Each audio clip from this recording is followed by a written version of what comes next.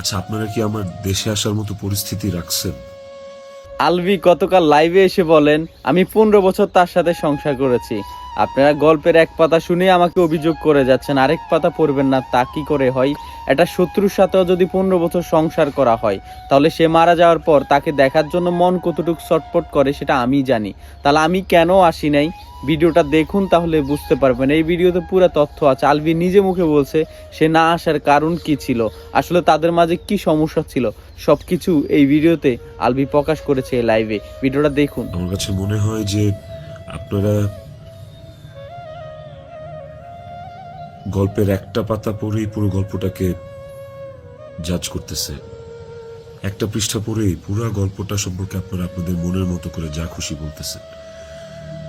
পাতার এক পাশ পড়ে আরেক পাশ পড়বেন, এটা তো হয় না, তাই না?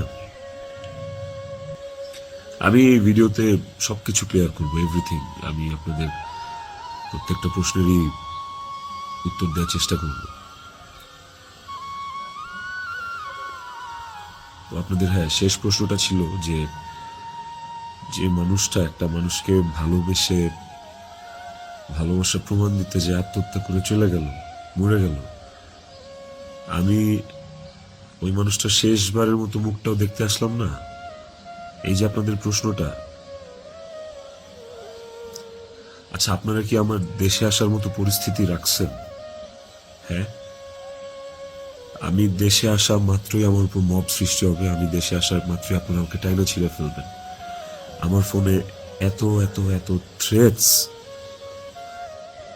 আমি আপনাদেরকে বলে বুঝাইতে পারবো না। আমার কাছে এমন ইনফরমেশন আসছে যে এয়ারপোর্টের বাইরে লোক রেডি করা আছে। আমি যাওয়া মাত্রই they will gonna hit me, they will gonna kill me.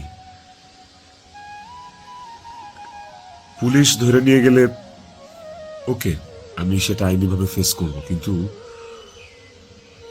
এখন যদি আমিও মারা যাই, আমিও রিজিকের মার কাছে চলে যাই, রিজিকের কি হবে? আপনারা কি চান যে রিজিক তার বাবাকেও হারান?